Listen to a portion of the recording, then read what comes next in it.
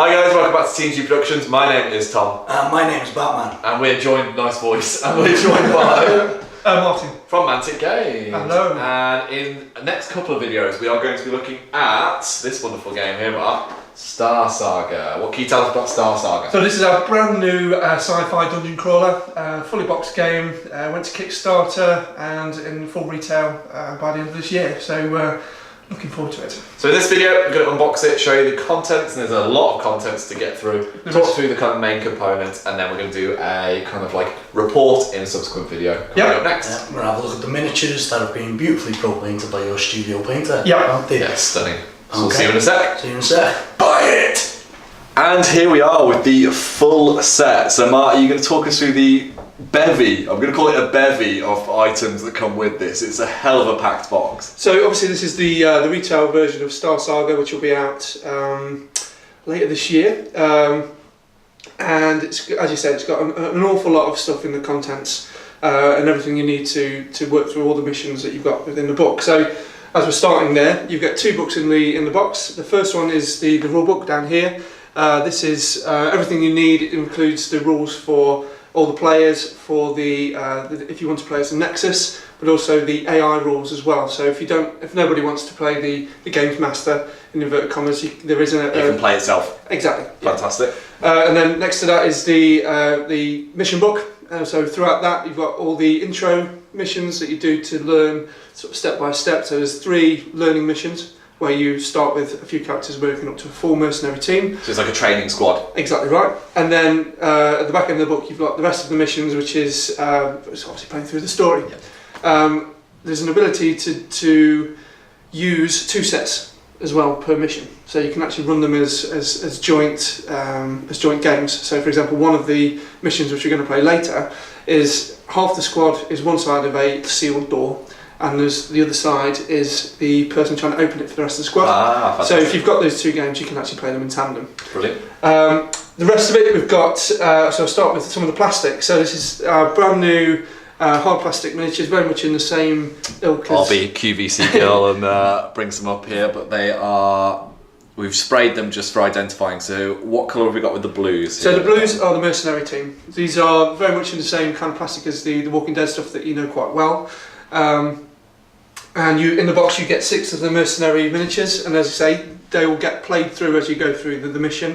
But you've got everyone from the Forge Father mercenary, who can lay the sentry guns, all the way through to the Devil, who can set people on fire, and you see some from his artwork. He's actually set himself on fire in the past, which is really useful. You've obviously got the assassin. You've got somebody who's good with psychic abilities. So it's a good plethora of. It sort of meets all the classic tropes of a. You can play your fantasy. ideal class. Yeah. Who are the red guys then? Who have we got? So here? the red guys are all your minions. So these are the baddies, but they're wearing red. I don't know if it's anything to do with Star Trek wearing red, but these are the guys who will keep coming out of the woodwork, so to speak, to unsettle your plans of the mission. To hassle you. So these are going to be the guys that keep popping up quite Exactly regularly. right, yeah. So as you see from these counters down here, these are like entry points for the tiles, and you know, as we play through later on, you'll see where they come up and how that works with the Nexus deck. Brilliant. Speaking of the Nexus, you've got all your cards here. So this is the Nexus deck, which is basically the heartbeat of the game. So this is where either the AI or the player who's playing the Games Master or the Nexus player will use this deck to work through all different scenarios and different things that happen. So whether that's bringing out more minions or setting alarms off, or you know, all those. So it's dictating the flow of the game. Exactly right. Yeah. I'd just like to point out that this isn't the complete Nexus deck. There's so much stuff crammed into Yeah, this we've had box. to kind of set dress. We couldn't fit it all in, so the Nexus deck is much bigger than that. It's well, more than 2/3 of it's put to one side. It's all that really nice. Those are really minor things. That nice kind of glossy cardboard, which is like a really kind of simple thing, but I like quality materials that go with it, like the card. Yeah, I don't know if you want to show some of the things on the side, but you know, there's different bits and pieces. We'll go through it later, but there's kind of key bits that you put certain Nexus cards in the deck in a certain place. Okay. So if you're taking too long in a mission, say, and then you'll get to that card because it'll naturally work its way through, and then the proverbial will hit the fan. Something hefty will come Yeah, this way. yeah. which again, on the mission we play later, you'll see. Fantastic. I did miss one of obviously the key bits around the plastic, which is the bosses. So if we've got 5 bosses included in the opening box. As you can see, we've got everything from a big gribbly over here to a guy in a suit of armour. Yeah, obviously the big one, which we've not included in the... Yeah, the big man who is going to make an appearance, I think, at some point. You can see that very well. Yeah, we'll put some images over it. Yeah. There we go. Plastic scenery as well. Yeah, so one of the big things for Mantic, not just in this game but in general, is our scenery, as you know, with Terrain Crate. Terrain Crate, which is huge. So included in the box, you've got 26 different pieces of scenery, and it's enough to play every single mission. Because as you know, with the classic dungeon crawler, you're opening up the rooms as you go. Yeah. So it's not all laid out to start with. So it's a way to. And we've got like a variety of sci-fi style. We've only put a couple of bits in, just as you can see, because again, there's so much to kind of be able to squeeze in that we'll have to show off later on. But you've got. There's also a number of additional miniatures as well that we haven't included in this picture. So you've got everything from a gun rack, to terminals, and obviously the doors. And fantastic. That sort of thing. The next thing we're going to look at is the tiles. So in the classic dungeon crawler way of playing is that you lay out the tiles. So we've got some examples here and here, but there's an awful lot within the box. There's 33 different tiles, and they're double-sided. So you can sort of play it in many different ways, and within the box is how you lay that out. So you have guidance of kind of the substructure that you're walking around in. Yeah, players don't. The Nexus player does. So the whole point is when you open a door, you don't know what's there. You don't know what's there. Brilliant.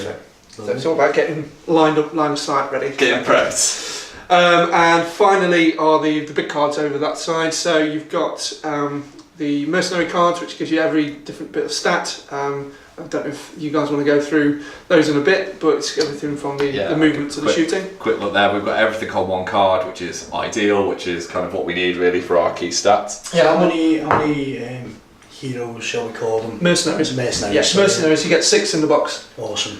And you get 5 of the bosses. To the end of each mission, you'll get a boss. So we've got a lot of variation within each mission, essentially, with the group that you've got or the bosses you'll encounter. And one of the big things about this game is that I found really, really interesting is the mid-turn levelling up. So instead of being at the end of the turn when you count up all your experience points, as you can see down the side, there's a number track there.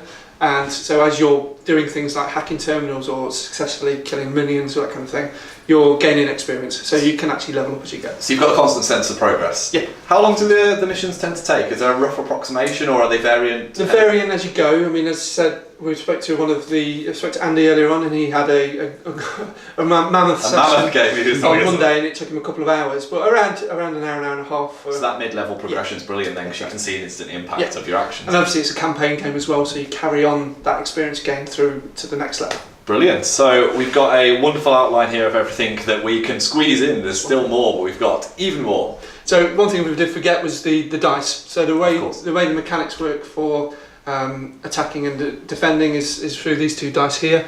These are a little bit salmon pink, but in the production set it'll be blood red, like in The Walking Dead.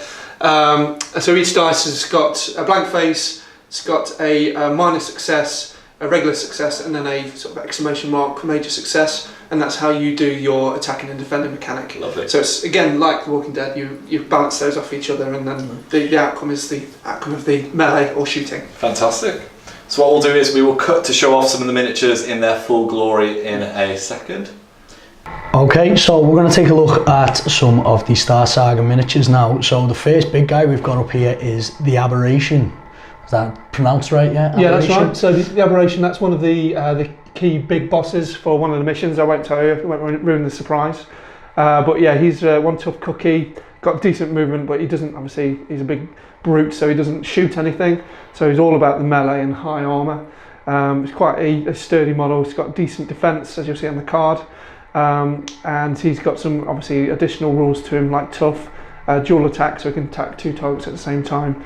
And he can also destroy scenery, so he's a proper Hulk smash kind of character.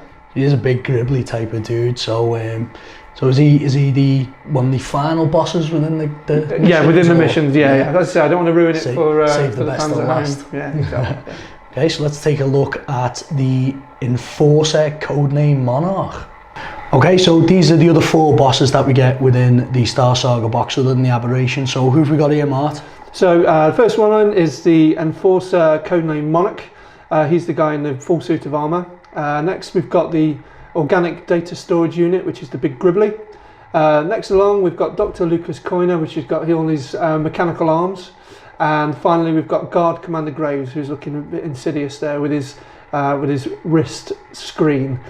These guys are very much like the mercenaries in that they got their own abilities that they can use throughout the boss levels. And again, I don't want to ruin it for the playthrough, but these appear in various missions throughout the rule mission book. And they are all beautifully painted and the miniatures themselves look fantastic. So shall we take a look at the minions now? Yep. Okay, so we've got the minions characters here. So who are we looking at here, Mart? So the minions are kind of like almost like the red vest that you would get in Star Trek, the guys who die easily but keep coming back. These guys will through the Nexus deck be almost spawned from entry points and all that kind of thing. So you've got the lab technicians, which are quite fast, but are very much, they don't hit very hard or they don't shoot at all. Then we've got a mixture of the Corporation Rangers and the Marines, which as you can imagine are very much in the shooty side of things. Next we've got the Plague Victims, again no shooting but quite fast and quite strong because they're all nuts. And finally we've got the Security Guards, who are very much like the lab technicians are. They've actually got some shooting, but they're very weak. A bit of chaff almost. So a lot of cannon fodder comes in the box as well, basically. Yeah. But it's strength in numbers. So if you don't control the game, don't control the Nexus player, then you can become overwhelmed. Oh wow, nice.